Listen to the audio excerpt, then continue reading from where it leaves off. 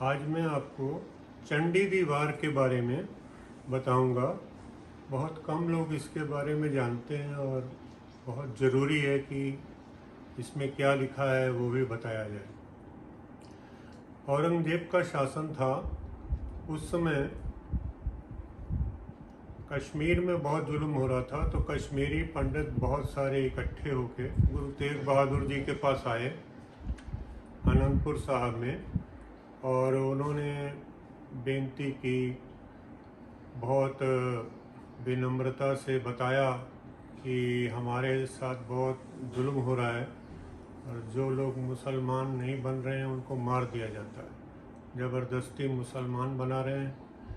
तो ये सारी बातें सुन रहे थे गुरु तेग बहादुर जी। तो गुरु गोविंद सिंह उस समय छोटे थे, 9 साल के थे।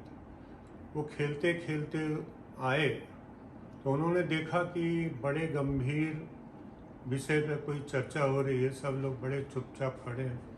तो उन्होंने पूछा, पिताजी कि ये क्या हो रहा है, मेरे को समझ में नहीं आ रहा, क्यों ये लोग आए हैं, क्या बात हो रही। तो गुरु तेग बहादुर जी ने बताया कि बेटा ये लोग बड़े दुखी हैं, कश्मीर से आए हैं, इनको ज़बरदस्ती मुसलमान बनाया जा रहा है और जो लोग नहीं बन रहे हैं उनको मार दिया जाता है। ये लोग ये कहने आए कि हमारी सहायता की जाए। तो कोई महापुरुष बलिदान देगा तभी इनकी सहायता हो सकेगी। तो बच्चे थे, 9 साल के थे गुरु गोविंद सिंह, गोविंद राय कहते थे उस समय। तो उन्होंने कहा कि पिताजी आपसे महान कौन हो सकता है, आप बलिदान दीजिए। तो गुरु तेग बहादुर जी ने कहा ठीक है, अगर मेरे बलिदान देने से आपका धर्म बच जाता है तो मैं बलिदान दे दूंगा। जाओ, आप लोग निश्चिंत हो जाओ, जाके औरंगजेब से कह दो कि आप गुरु तेग बहादुर जी को मुसलमान बना लो, हम लोग अपने आप बन जाएंगे, आपको ज़्यादा मारने काटने की ज़रूरत ही नहीं पड़ेगी। उन्होंने जाके औरंगजेब से कहा कि अगर गुरु तेग बहादुर जी को आप मुसलमान बना लेते हैं तो हम सारे कश्मीरी ब्राह्मण जो हैं, कश्मीरी हिंदू, सारे मुसलमान बनने को तैयार हैं। बड़ा खुश हुआ औरंगजेब, कहता ये तो बहुत आसान हो गया, एक व्यक्ति को अगर मैं मुसलमान बना लेता हूँ तो सारे अपने आप बन जाएंगे, तो मुझे भी मारने काटने की ज़रूरत नहीं पड़ेगी। तो उसने गुरु तेग बहादुर जी को बुलवाया कि आप आके मुझे मिलें दिल्ली में। गुरु तेग बहादुर जी गए, उन्होंने बात की। औरंगजेब ने बहुत सारे लालच दिए, बहुत डराया धमकाया कि अगर आप मुसलमान नहीं बनोगे तो आपको मार दिया जाएगा। लेकिन गुरु तेग बहादुर जी बिल्कुल डरे नहीं। उन्होंने कहा कि नहीं, मैं मुसलमान तो नहीं बनूंगा, मैं जैसे हूँ वैसे ही रहूँगा, पर तुम जुल्म बंद कर दो, जो आप जुल्म कर रहे हो, ज़बरदस्ती मुसलमान बना रहे हो, ये जुल्म बंद कर दो। औरंगजेब ने कहा कि आप अगर नहीं मानेंगे तो आपको शहीद कर दिया जाएगा। तो उन्होंने गुरुद्वारा शीशगंज जो है, इसी जगह पे गुरु तेग बहादुर जी को शहीद कर दिया। बालक गोविंद राय 9 वर्ष के थे, लेकिन उन्होंने फिर पूरी जिम्मेवारी संभाल ली और सेना बनानी शुरू कर दी। घोड़सवारी, तलवारबाजी, हर तरह की ट्रेनिंग अपने सिखों को देने लग पड़े और अमृत छकाया, फिर अमृत खुद छका, फिर फौज बनाई, काफ़ी अच्छी फौज, ट्रेंड फौज बनाई। अब फौज को वो बहादुरों की कहानियाँ सुनाते थे कि किस तरह से हमारे देश में बड़े बड़े बहादुर हुए और उन्होंने किस तरह से मुकाबले किए। बहादुरों की कहानियाँ सुनाते थे और उसमें दुर्गा माँ की भी कहानी सुनाते थे कि इतनी बहादुर थी, बड़े बड़े राक्षसों का मुकाबला किया, उनको मारा। फिर उन्होंने इस बात की ज़रूरत समझी कि दुर्गा माँ के बारे में लिखा जाए और वो अपने सेना को सुनाया जाए ताकि सेना में जोश पैदा हो और अच्छे से लड़ सकें। उन्होंने फिर चंडी दी वार लिखी। चंडी का मतलब दुर्गा और वार का मतलब होता है कविता। तो गुरु गोविंद सिंह जी ने चंडी दी वार लिखी। तो उसमें शुरू में उन्होंने लिखा कि हे ईश्वर, हे भगवान, आपने माँ दुर्गा को प्रकट करके राक्षसों का नाश कर दिया, कि बहुत अच्छा कार्य हुआ। उसके बाद उन्होंने लिखा कि महिषासुर नाम का बहुत बलशाली राक्षस था, उसने स्वर्ग पे हमला कर दिया। इंद्र का राज था स्वर्ग पे, तो उसने इंद्र को हरा दिया। जो देवताओं की सेना थी वो राक्षसों की सेना से हार गई।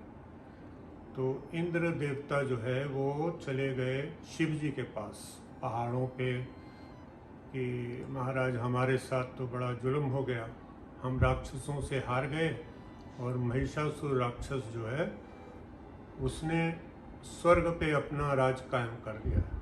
अब वो कह रहा है कि मैं तीनों लोकों पे अपना राज कायम करूँगा। तो शिव जी ने कहा कि ऐसा करो, तुम दुर्गा माँ के पास जाओ, वही तुम्हारी सहायता कर सकती हैं। राक्षसों के साथ लड़ने की उन्हें में क्षमता है। तो इंद्र देवता फिर चले गए माँ दुर्गा के पास, सारी बात बताई कि हमारी जो सेना है, देवताओं की सेना, वो राक्षसों की सेना से हार गई और हम वहाँ पे जा भी नहीं पा रहे हैं स्वर्ग में, हम पहाड़ों में छुप रहे हैं इधर। शिव जी ने आपके पास भेजा है, आप ही हमारी सहायता कर सकती हैं। माँ दुर्गा ने सारी बात ध्यान से सुनी और वो तैयार हो गई। उन्होंने अपनी सेना तैयार की, अपना शेर बुलाया जो राक्षसों को मार के खा जाता था। वो शेर लेके, अपनी सेना लेके स्वर्ग गई और महिषासुर राक्षस से युद्ध हुआ। पहले तो उसने सेना भेजी, सारी सेना को मार डाला माता ने। उसके बाद वो खुद आया। जब वो खुद आया तो उसने अपने म्यान से बहुत बड़ी तलवार निकाली। दुर्गा माँ ने भी अपनी तलवार निकाली। तलवार से काफ़ी युद्ध हुआ। युद्ध के बाद माता दुर्गा ने इतना ज़बरदस्त वार किया उसके सिर पर कि ऊपर से नीचे तक पूरा कट गया और घोड़े पर बैठा हुआ था, घोड़ा भी कट गया और तलवार जमीन में जाके लगी। इतना ज़बरदस्त वार किया, वो मर गया। उसके बाद जो भी बचे खुचे थे उसके राक्षस सब भाग गए। तो स्वर्ग पे दोबारा इंद्र का राज हो गया। लेकिन शिव जी ने आकर उसका फिर से अभिषेक करना था, उसको गद्दी पे बैठाना था और माता दुर्गा आलोक हो गई। और जिस दिन शिव जी ने आना था, उनको गद्दी पे बैठाना था दोबारा, उस दिन अचानक शुंभ और निशुंभ दो भाई थे राक्षस, वो अपनी सेना लेके आ गए। फिर उन्होंने कब्जा कर लिया स्वर्ग पे। तो इंद्र ने कहा कि अब तो बहुत मुश्किल हो गया। फिर गए दुर्गा माँ के पास। माँ दुर्गा से बोले कि आप तो वापिस आ गए और उधर शुंभ और निशुंभ दो राक्षस हैं बहुत बलशाली, उन्होंने कब्जा कर लिया स्वर्ग पे। माता फिर अपनी फौज लेके तैयार, अपने शेर के साथ तैयारी करके आ गई और फिर बहुत घमासान युद्ध हुआ। उन्होंने शुंभ और निशुंभ ने पहले एक लोचन धूम नाम का राक्षस था, बड़ा बलशाली था, उसको बुलाया और उसको कहा कि दुर्गा से लड़ो। उसने कहा इतनी कौन सी बड़ी बात है, जब इंद्र हार के भाग गया। तो ये तो महिला है, इसको तो हम रस्सी से बांध कर आपके पास ले आएंगे। लेकिन जब लड़ाई हुई तो लोचन धूम को भी दुर्गा माँ ने मार डाला। अब उन्होंने निशुम्भ ने देखा कि इतना बलशाली राक्षस भेजा था, लोचन धूम उसको मार डाला। फिर उन्होंने 2 भाई राक्षस थे, उनको बुलाया और उनको कहा कि भाई अब आपने लड़ना है और